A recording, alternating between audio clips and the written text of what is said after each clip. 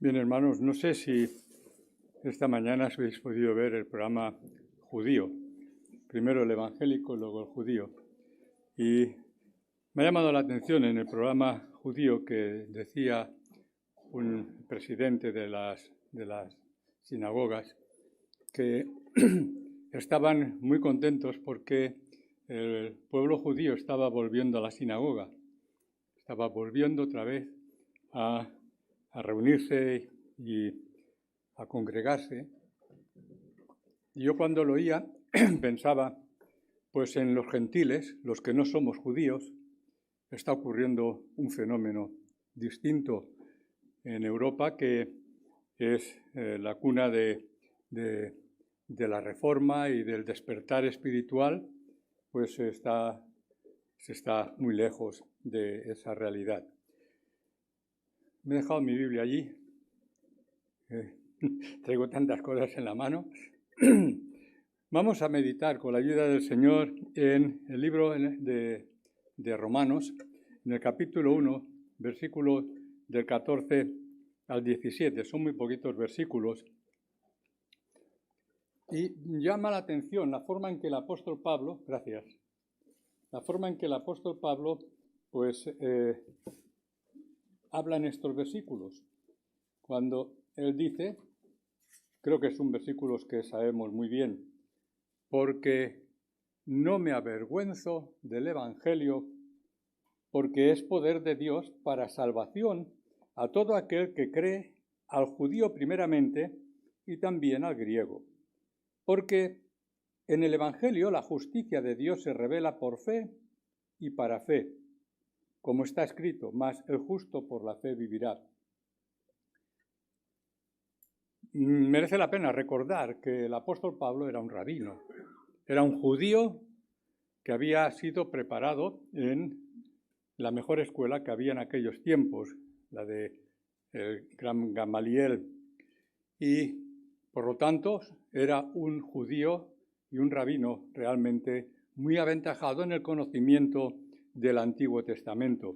Los que hemos estudiado el libro de Hechos, recordamos cómo los judíos lo persiguieron a muerte porque ese judío, ese rabino, se había convertido a algo nuevo, a algo que ellos querían monopolizar. Y a ellos les dice el apóstol Pablo, porque no me avergüenzo del Evangelio. Era menospreciado, era vilipendiado, querían haberlo matado, y el apóstol Pablo aquí resume de una forma extraordinaria sus sentimientos. En el versículo 14 que no hemos leído, dice, a griegos y a no griegos, a sabios y a no sabios soy deudor. Así que en cuanto a mí, pronto estoy a anunciaros el Evangelio también a vosotros que estáis en Roma. Hay una serie de ideas en este pasaje que yo quisiera que de una forma rápida meditáramos en él. Ahí tenéis lo que vamos a ir viendo, pero lo importante es que en estos versículos se nos habla de la salvación, se nos habla de la fe y se nos habla de la justificación. Tres aspectos esenciales para nuestra vida cristiana. Así es que el apóstol Pablo lo tiene muy claro. Él reconoce que para él el predicar el Evangelio no es solo un deber, es un privilegio. Realmente el apóstol Pablo, cuánto lo amamos, ¿verdad? Tiene la humildad suficiente para reconocer que el Evangelio tiene cualidades muy importantes. Es ni más ni menos que las buenas nuevas para la salvación. Y eso es lo que él se esforzó en extender y anunciar por todo el mundo y todos sus viajes. Hay algo muy importante aquí que en estos versículos podemos ver. Dice que cuando uno comparte su fe, cuando uno está predicando, está anunciando el Evangelio, está dando, pero también está recibiendo. Y lo dice aquí en este versículo. Él lo expresa cuando dice que quiere ir a Roma, porque dice que para él y la iglesia romana la iglesia que está en Roma, pues pueda reconfortarse, puedan fortalecerse mutuamente. Hay un intercambio y que cada uno pueda encontrar riquezas en la fe del otro. Y hermanos, aquí nosotros estamos compartiendo ahora la palabra y tanto lo que antes me ha dicho el Señor a mí, pero que vosotros recibís y también estéis enriqueciéndome a mí. Este es uno de los factores que dan valor al culto, nuestros cultos que celebramos. El predicador al compartir la palabra que antes ha recibido del Espíritu Santo y al darla a la congregación, recibe de la misma congregación la confirmación de que ese mensaje está inspirado en la verdad. Y si al final del mensaje creéis que no es así, no digáis amén, ¿verdad? Debemos de realmente con nuestro amén confirmar que el mensaje que hemos recibido es un mensaje que viene de Dios. Así es que en el culto y en la predicación o en la enseñanza estamos aprendiendo juntos. Tenemos realmente el don del Espíritu Santo que nos permite crecer.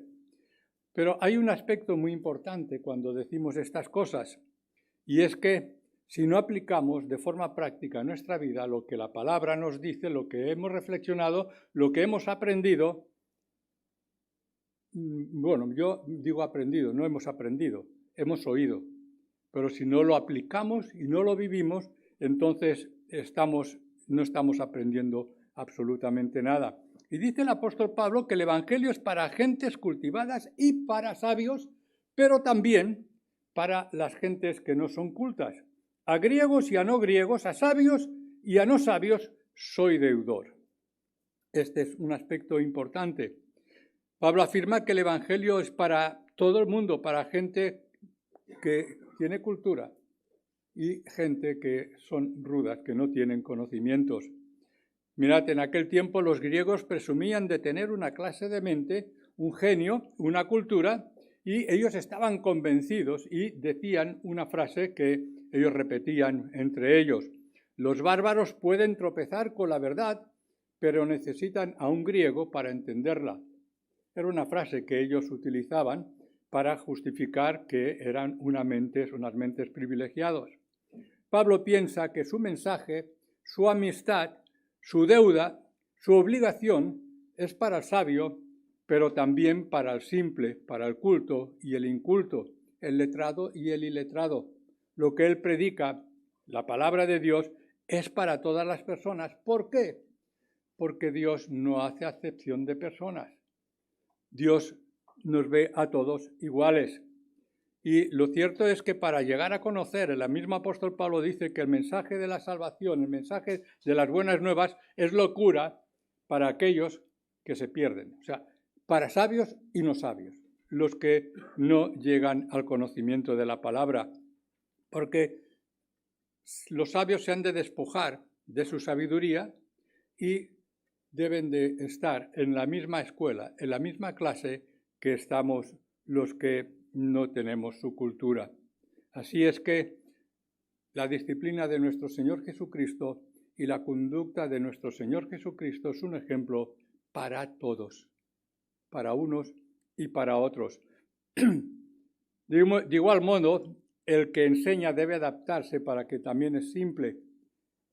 Es algo importante que también los niños pueden entender, porque además el Evangelio es sencillo, es también para niños, y nuestro Señor Jesucristo lo dijo, dejad a los niños venir a mí.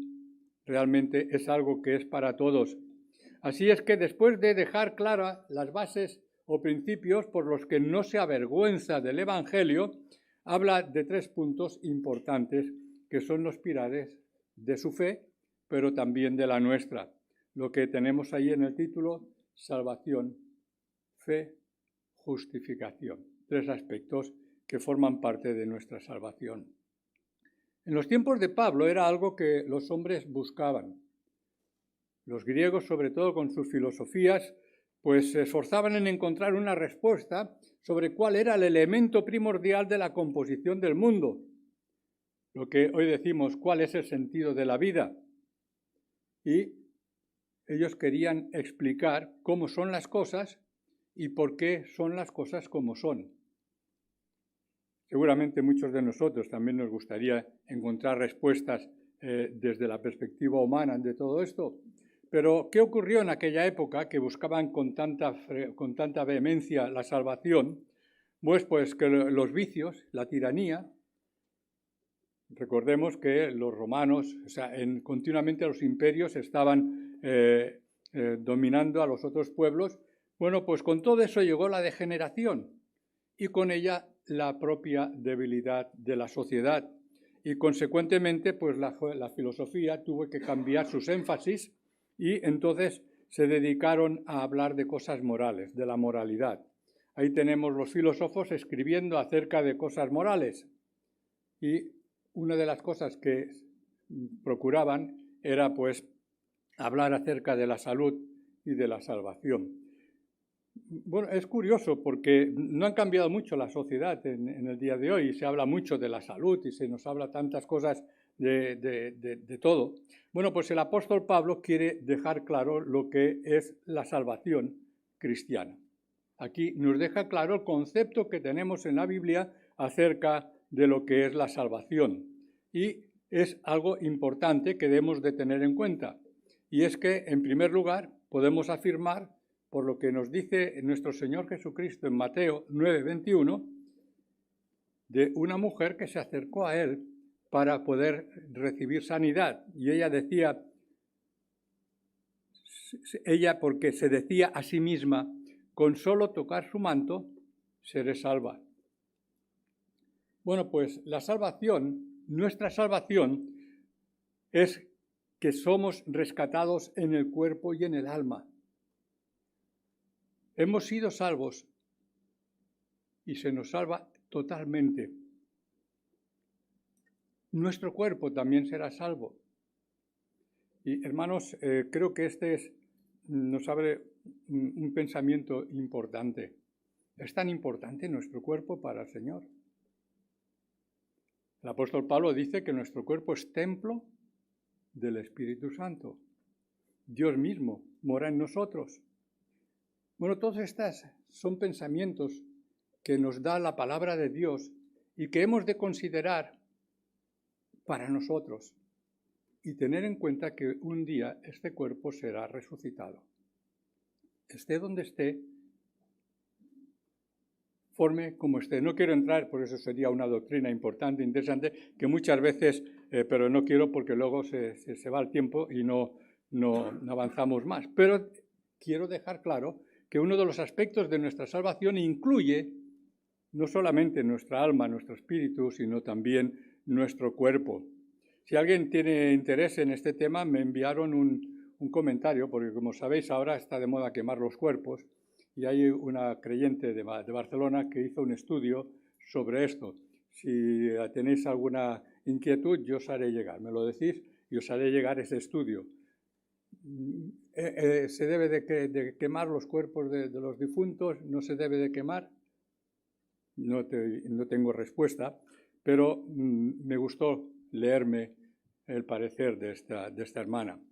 Bueno, nos salva también del peligro. Fijaros, dice Mateo también 8:25, se acercaron sus discípulos y lo despertaron diciendo, Señor, sálvanos que perecemos. Todos recordamos exactamente qué ocasión fue la que ocurrió esto. Fue cuando nuestro Señor Jesucristo calmó la tempestad. Bueno, pues hermanos, la salvación incluye también la seguridad de nuestra alma que no está sujeta o supeditada a circunstancias externas. Una de las cosas que hablo con Consuelo muchas veces me dice, no me gusta que vayas en bicicleta. Sabéis que me gusta salir y andar por la carretera en bicicleta. Y yo siempre le digo, lo siento, tienes razón, pero si el Señor me ha de llamar desde una bicicleta, si está escrito, será así. Y hermanos, estamos en las manos de nuestro Dios. Y realmente eso se traduce en una tranquilidad. Nos hace personas estables este pensamiento.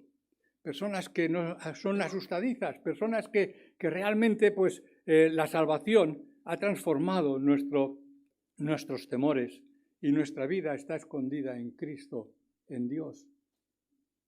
¿Qué puede ocurrir? Todo lo que ocurra está escrito. Dios lo sabe, Dios lo conoce. Eso no quiere decir que hagamos tonterías, ¿eh? O sea, creo que entendemos muy bien lo que estamos diciendo y pensando cuando hablamos de la salvación, del peligro y el temor. O sea, vivir con la tranquilidad de que nuestro Dios es quien controla nuestra vida. Además, hay otro aspecto que vemos aquí en el punto C. Tenemos salvación de la corrupción del mundo. Dice en Hechos 2:40, y con otras muchas palabras testificaba y los exhortaba diciendo, sed salvos de esta perversa generación. Bueno, pues nos libera, hermanos, ser salvos, estar en las manos de nuestro Señor Jesucristo, nos libera de esta sociedad que está corrupta, que está perversa. Y estamos viendo continuamente, nos recuerdan a Hitler. Ahora nos recuerdan continuamente las noticias a Putin con todo lo que está ocurriendo y las barbaridades que hay por ahí. Ahora toda aquella zona está alterada y tanto Armenia como Azerbaiyán están también en guerra. Bueno, pues el Evangelio nos libera y protege de la infección de este mundo.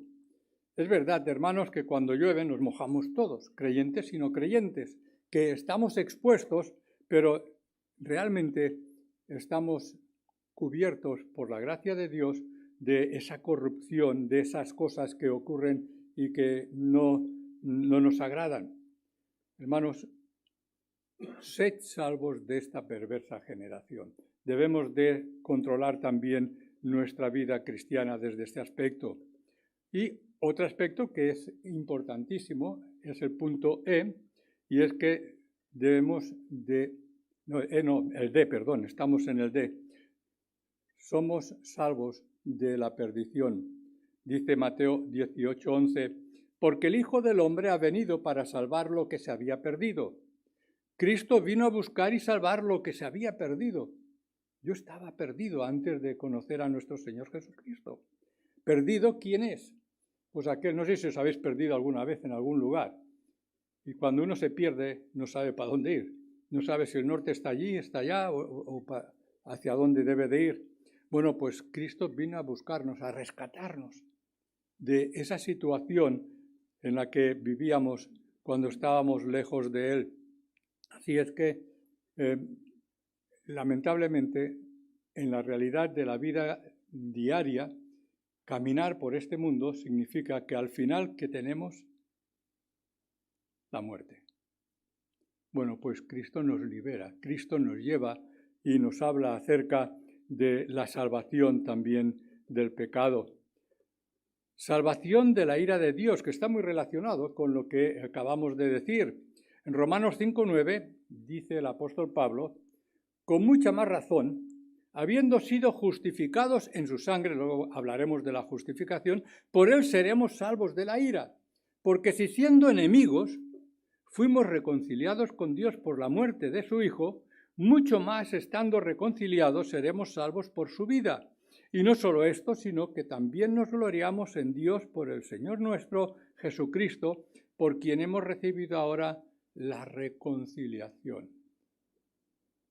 Bueno, hermanos, lo cierto es que en el mundo no hay ley moral que sea inexorable.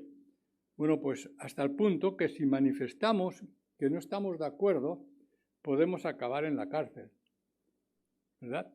Cuando leemos la palabra de Dios y denuncia el pecado que hay en el mundo, muchas de las cosas que aprendemos de la palabra no podemos decirlo por ahí, porque nos denuncian y nos dicen que estamos atacándoles y estamos entrando en un terreno difícil. Bueno, pues la fe cristiana inevitablemente pues juzga todas estas cosas. No podemos estar de acuerdo con las cosas que ocurren en este mundo, porque habiendo sido reconciliados con Dios, nos afecta de una forma directa aquellas cosas que ofenden a Dios. O no nos ofenden, no nos entristece. Las campañas para el aborto, las campañas para... Bueno, no quiero poner ejemplos que realmente todos tenemos a nuestro alrededor. Hermanos, debemos de vivir una vida y debemos de guardarnos y ser prudentes y saber, como se dice hoy día, nadar y guardar la ropa, pero nunca renunciar a lo que aprendemos de la palabra de Dios, porque somos salvos también de la perdición y del pecado, y también salvos de la ira de Dios. Ya hemos hablado acerca de esto. Y el último punto que tengo anotado ahí es la salvación escatológica, porque la salvación será completa más allá del tiempo. Cuando Cristo triunfe sobre todas las cosas, entonces vamos también a recibir la salvación. Dice el apóstol Pablo en 1 Tesalonicenses 5, del 1 al 6. Si tenéis la Biblia podéis acompañarme, si no yo os lo leo. Acerca de los tiempos y de las ocasiones, no tenéis necesidad, hermanos, de que yo os escriba, porque vosotros sabéis perfectamente que el día del Señor vendrá así como ladrón en la noche. Cuando digan paz y seguridad, entonces vendrá sobre ellos destrucción repentina, como los dolores a la mujer encinta, y no escaparán. Pero vosotros, hermanos, no estáis en tinieblas, para que aquel día os sorprenda como ladrón, porque todos vosotros sois hijos de luz e hijos del día. No somos de la noche ni de las tinieblas. Creo que el apóstol Pablo nos está hablando con suficiente claridad, ¿verdad? Por tanto, no durmamos como los demás, sino vigilemos y seamos sobrios. En Romanos también, en el capítulo 13 y 11, dice el apóstol: y esto conociendo el tiempo, que ya es hora de levantarnos del sueño, porque ahora está más cerca de nosotros nuestra salvación que cuando creímos. Bueno, son ideas que yo no quiero extenderme en ellas por amor al tiempo, pero que quedan abiertas en vuestro corazón y que requieren una reflexión y un compromiso delante de Dios respecto de lo que nos está diciendo. Porque es cierto, cuando oímos palabras como esta, que está nuestra salvación más cerca que cuando creímos, y es cierto porque nosotros vamos para el cielo, pero el Señor también puede volver esta noche. Hay una realidad patente y latente que debemos de considerar y de una forma activa en nuestra vida, porque dice también el apóstol Pablo en 1 Corintios 5:5, el tal sea entregado a Satanás para destrucción de la carne, a fin de que el espíritu sea salvo en el día del Señor. Es alguien que estaba viviendo de forma desordenada y que el apóstol Pablo ha dicho entregarlo a Satanás, o sea, sacarlo de comunión en la iglesia de Corinto. Luego en la segunda carta, el apóstol Pablo se alegra de que aquel hombre pues había vuelto, había reaccionado y había dejado el pecado en el cual estaba viviendo. Es un tema que seguramente todos conocemos bien, ¿verdad? También en 2 Timoteo 4:18 dice el apóstol Pablo: y el Señor me librará de toda obra mala y me preservará para su reino celestial. A Él sea gloria por los siglos de los siglos. Amén. Hermanos, todo esto está implícito en lo que es la salvación, el regalo de Dios en Cristo Jesús en beneficio nuestro. Y en 1 Pedro 1:5, que sois guardados por el poder de Dios mediante la fe, para alcanzar la salvación que está preparada para ser manifestada en el tiempo final. O sea que la salvación, hermanos, ya la tenemos ahora, la disfrutamos en esta vida, pero la disfrutaremos plenamente cuando estemos en la presencia de Dios en la eternidad. Es algo que es un regalo de Dios para que podamos tener comunión con Él ahora, aquí y ahora. ¿Qué es necesario para ello? Pues tenemos el segundo punto ahí. Y el apóstol Pablo nos lo dice aquí, en el versículo 17. Porque en el Evangelio la justicia de Dios se revela por fe y para fe. Es la fe. Porque para Pablo, fe es mucho más que creer. Es algo mucho más importante. Fe es lealtad y fidelidad.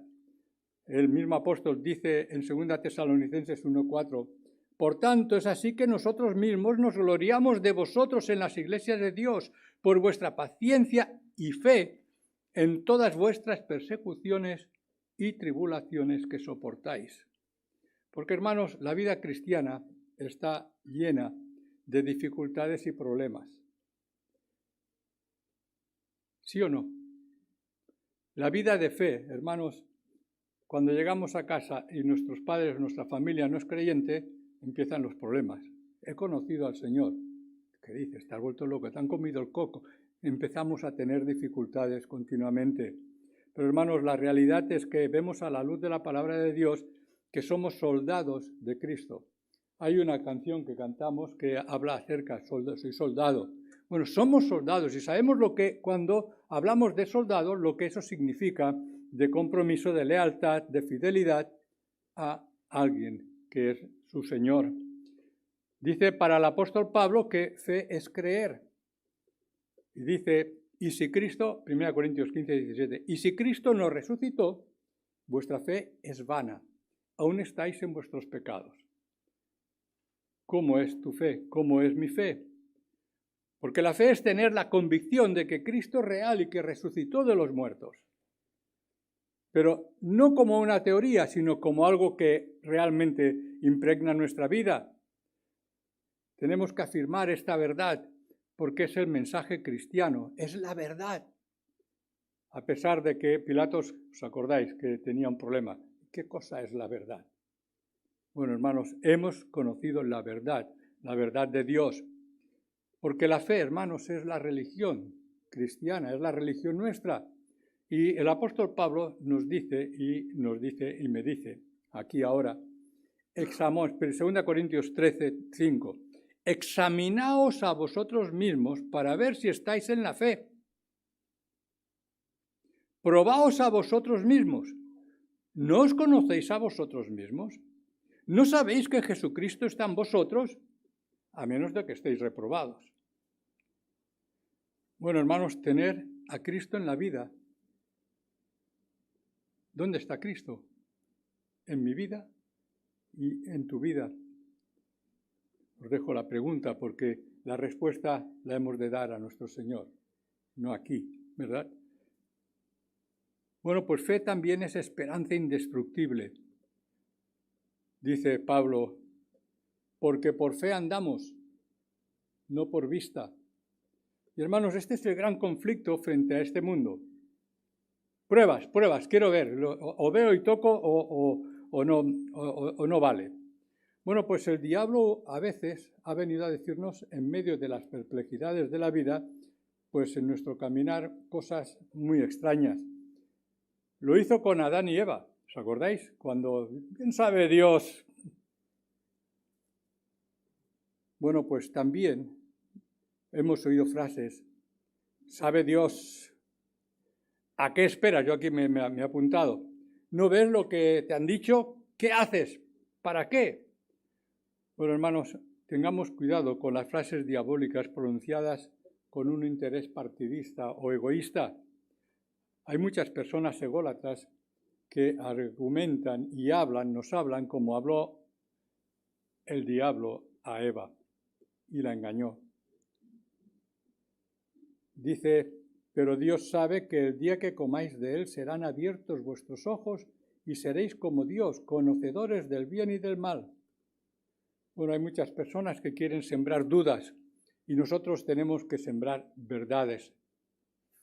Confiar plenamente, fe cierta en la verdad del Evangelio, porque la fe es aceptación total y confianza absoluta para nuestra vida. O sea, es apostar la vida que hay un solo Dios y no escuchar los cantos de sirena que vienen a nuestro encuentro y cuántas filosofías, cuántas religiones, cuántas cosas de moda que aparecen en nuestro caminar, que además no son nuevas, son cosas que vienen de religiones antiguas, fruto de filosofías extrañas a la palabra de Dios.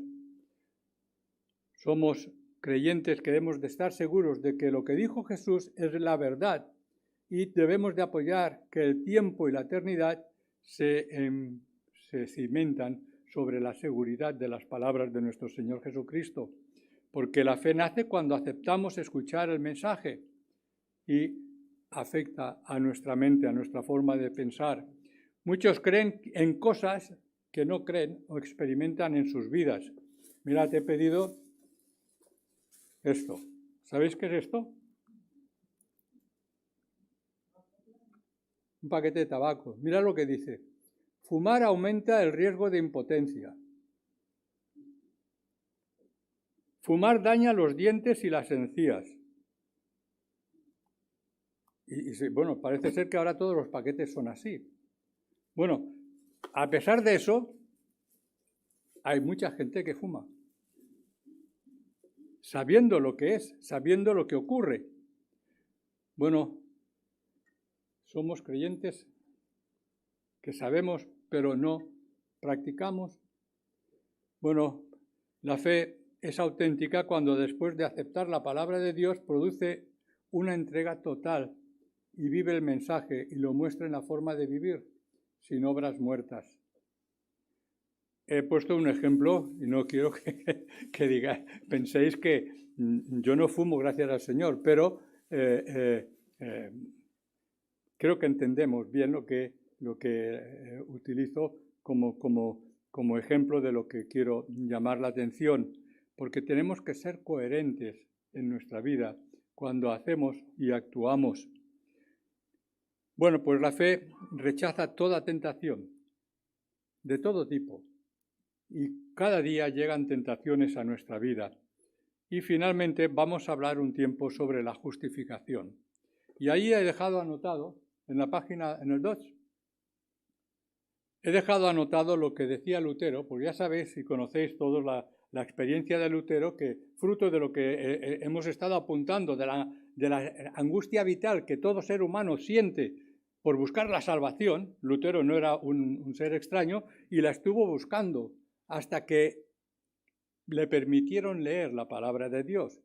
Y lo que pone ahí, que no, los que no veis, yo os lo leo ahora, Lutero decía, fue el descubrimiento que él tuvo respecto de lo que es la justificación. La única forma que el hombre tiene de alcanzar la justificación es la fe sola, solo la fe.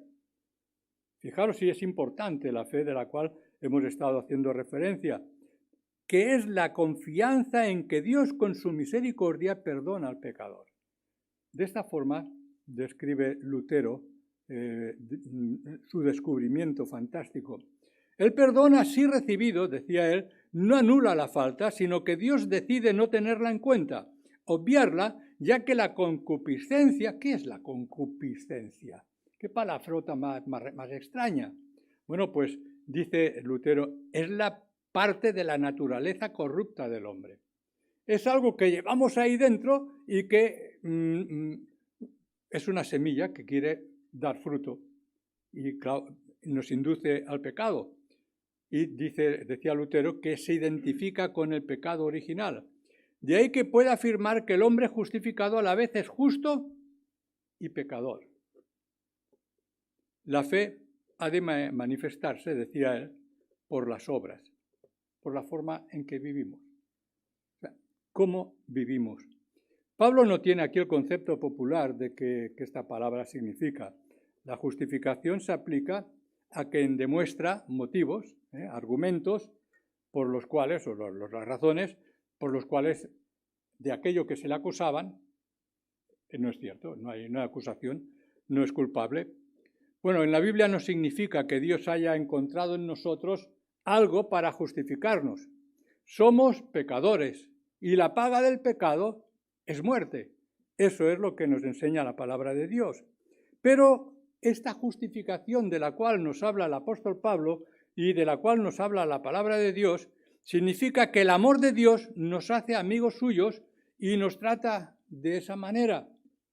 O sea, Dios ya no nos mira como transgresores de la ley que han de ser castigados, sino como personas que deben de ser amadas. O sea, la justificación significa entrar en una nueva relación con Dios. Hemos hablado de la salvación, hemos hablado de la fe y cuando tenemos la salvación, alcanzamos la salvación y vivimos por fe, entonces tenemos una relación con Dios de amor, de confianza, de amistad. No es el Dios que juzga y que juzgará el día del juicio final, porque un día juzgará a todo el mundo. Es el Dios que ama, es el Dios que perdona, es el Dios que redime, es el Dios que obra con su gracia. La justificación es la que hace posible una relación correcta con Dios por el arrepentimiento. El arrepentimiento que predicaba Juan el Bautista en el desierto era un arrepentimiento cierto que el pueblo tenía que contraer y aceptar. Pero aquello no le salvaba solamente porque Cristo vino a buscar y a salvar a todos aquellos que se arrepentían. Nosotros también nos arrepentimos un día de nuestras vidas, de nuestros pecados, y entregamos nuestra vida a Cristo. Ese es el mensaje que anunciamos y el mensaje que vemos en la palabra de Dios. De modo que la justificación de Dios no está en base a lo que hacemos nosotros, sino en lo que Dios hizo en Jesucristo y lo aplica a nosotros. Cuando hemos recibido la fe, también nos hemos entregado al amor y misericordia de Dios. Hay en las palabras del libro de Hebreos, y me gustaría daros esta idea, estamos acabando ya. En Hebreos nos dice el capítulo 1 y versículo 1, espera que me acuerde ahora, estoy haciendo de memoria este aspecto. Dice que Dios, habiendo hablado de muchas maneras, muchas veces y de muchas maneras, en otro tiempo a los padres por los profetas, en estos postreros días nos ha hablado. Me gustaría que en vuestras Biblias anotarais aquí lo que me enseñó mi maestro, el señor Grau. La traducción correcta de esta palabra que viene a continuación es que Dios nos ha hablado no por el Hijo. Dios nos ha hablado en Hijo. Dios mismo, ¿qué está diciendo? Nos está diciendo que Dios había hablado muchas veces por los profetas y no le entendían, no lo recibían, no había manera. Y la única manera que podíamos entenderlo es que Dios mismo se humanara. O sea, cuando hablamos de la Trinidad estábamos hablando de Dios que se manifiesta en Hijo. Es Dios quien se humilla, se hace hombre, muere como nosotros porque la paga del pecado es muerte y la dádiva de Dios es vida en Cristo Jesús. Y porque además no estamos capacitados para llevar y manejar nuestra vida de acuerdo a la voluntad suya, nos provee de su Espíritu. Dios mismo mora en nosotros. Por eso me encanta la lección que me dio nuestro hermano Grau. Dios mismo es el que ha hecho posible esta maravilla, este mensaje de salvación para todos nosotros. Y quisiera terminar leyendo, que leyéramos juntos el capítulo 5 de Romanos también, que es donde nos habla de la justificación.